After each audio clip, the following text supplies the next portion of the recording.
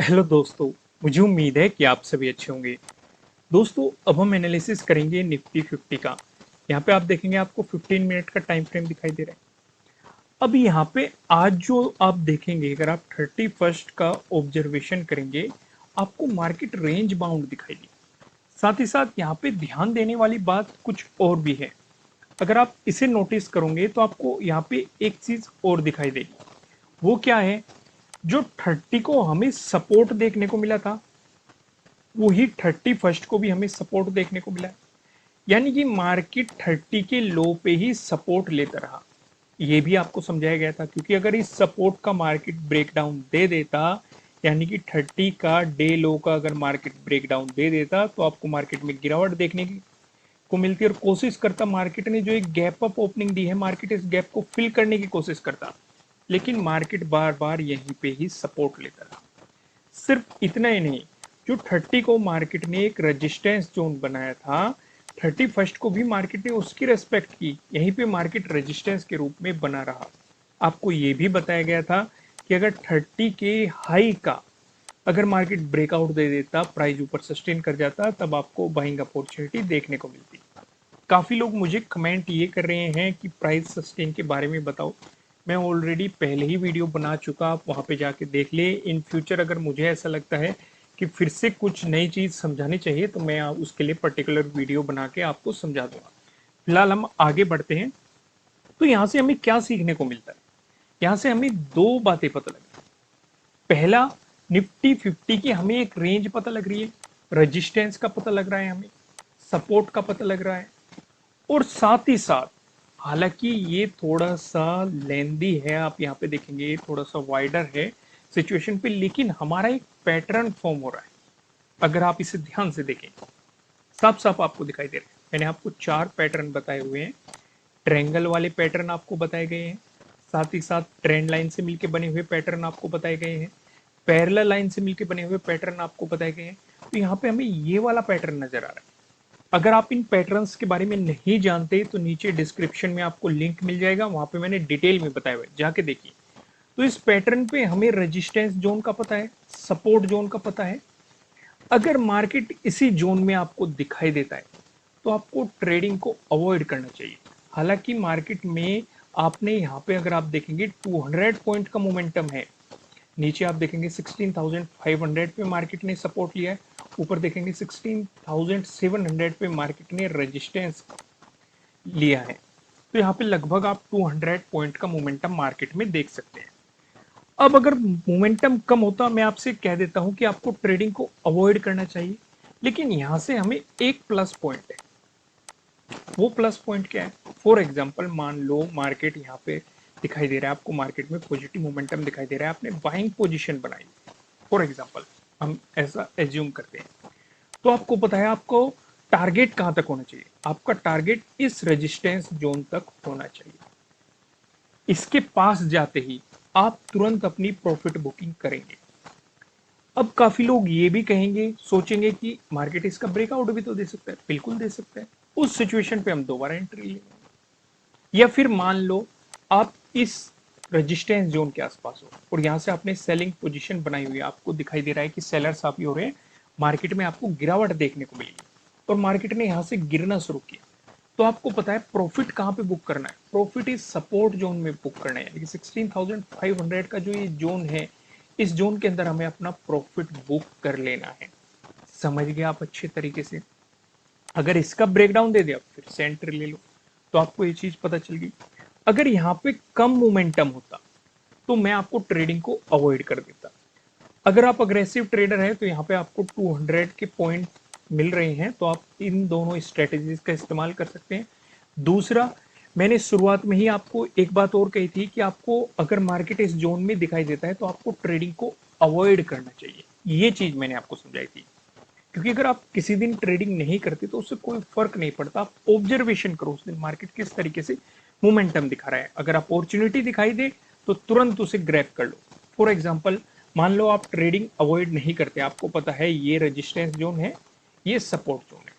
अगर मार्केट इसका ब्रेकडाउन देता है, तो पॉसिबिलिटी है मार्केट इस गैप को फिल करने की कोशिश करेगा और हमें सेलिंग अपॉर्चुनिटी भी मिलेगी।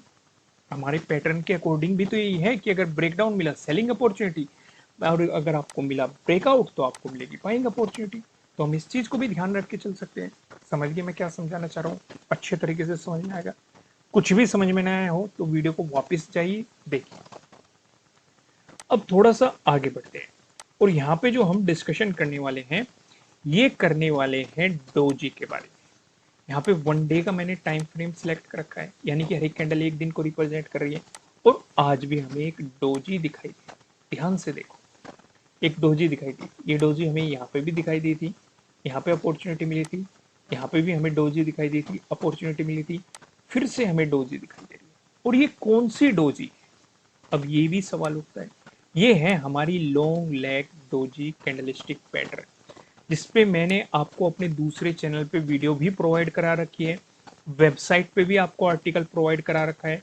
यहाँ पे आप जाके देखेंगे तो मैंने आपको बताया हुआ है long leg doji candlestick pattern के बारे में।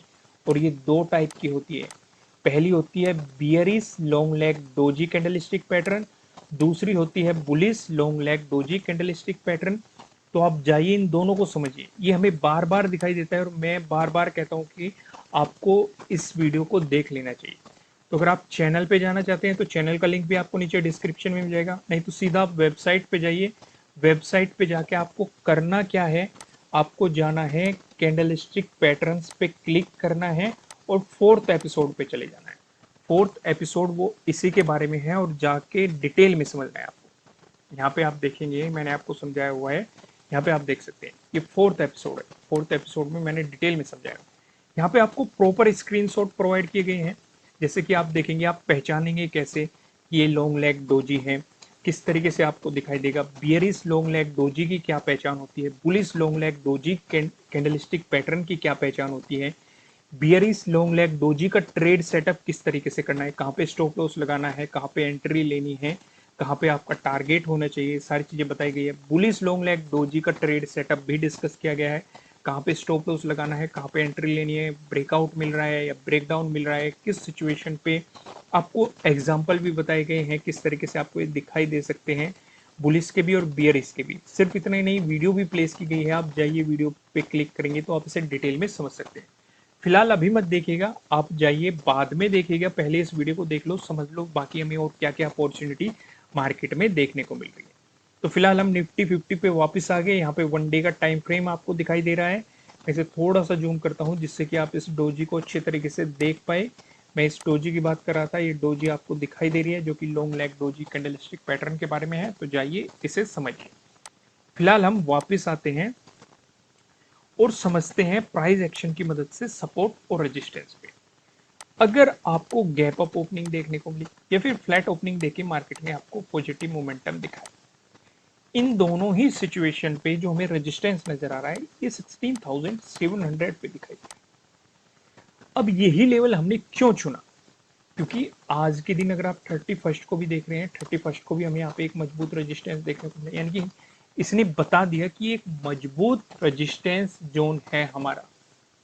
सिर्फ इतना नहीं, 30 को आपने देखा, 30 को भी मार्केट ने यहीं पे साइडवेज मोमेंटम भी दिखाया था और पर्टिकुलर इस लेवल की मार्केट ने रेस्पेक्ट भी की थी।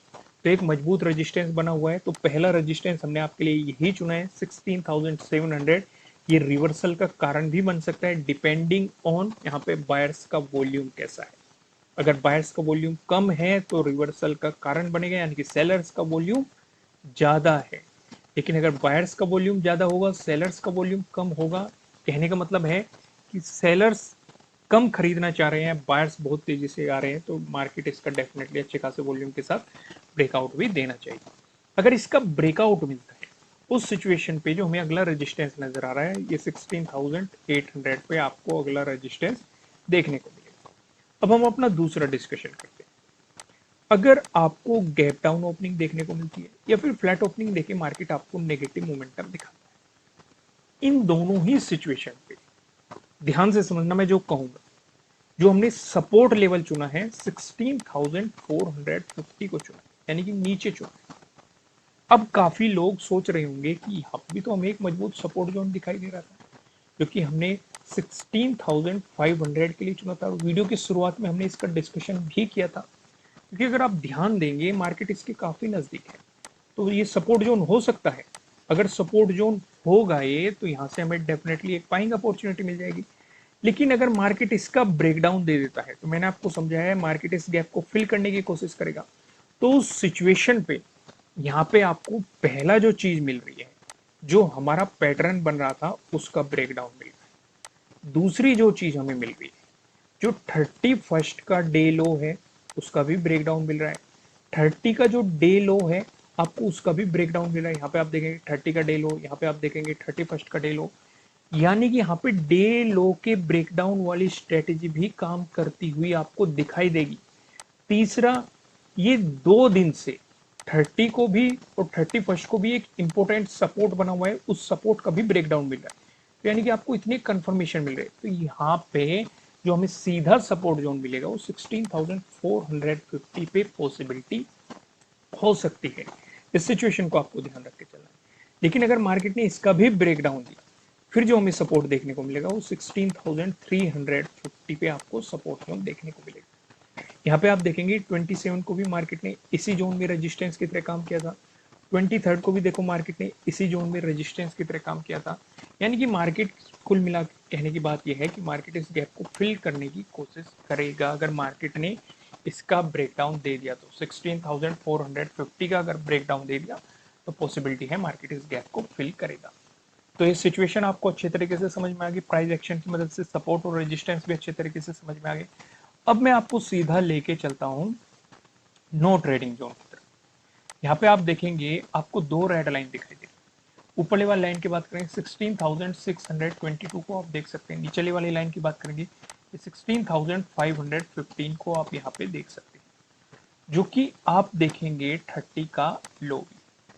जब तक मार्केट आपको इस जोन में दिखाई देगा, आपको मार्केट में कोई भी पोजीशन नहीं बनानी चाहिए। आपको मार्केट को जस्ट ऑब्जर्व करना चाहिए। अगर आपको मिलता है इसका ब्रेकआउट, प्राइस ऊपर सस्टेन करता है, तो आपको मिल सकती है बाइंग अपॉर्चुनिटीज। ध्यान रहे यहाँ पे जो रेजिस्टेंस हमने बताया है वो 16,700 है, इसे भी माइंड में रखते हुए चलना है। वहीं पे बात करें अगर मार्केट ने इसका ब्रेकडाउन दिया, प्राइस नीचे सस्टेन किया, तो आपको मिल सकती है सेलिंग अपॉर्चुनिटीज। यहाँ पे भी एक बात ध्यान रखनी है, अगर इसका ब्रेकडाउन हुआ तो आपको 31st के डे लो का भी ब्रेकडाउन मिलेगा, साथ ही साथ 30 के डे लो का भी आपको ब्रेकडाउन मिलेगा। तो यहाँ पे डे लो के ब्रेकडाउन वाली स्ट्रेटेजी भी आपको काम करती हुई दिखाई देगी। अब जानते हैं ऊपर की तरफ हमारे क्या लेवल होने वाले हैं, नीचे की तरफ क्या लेवल होने वाले हैं, इनका भी डिस्कशन कर लेते हैं।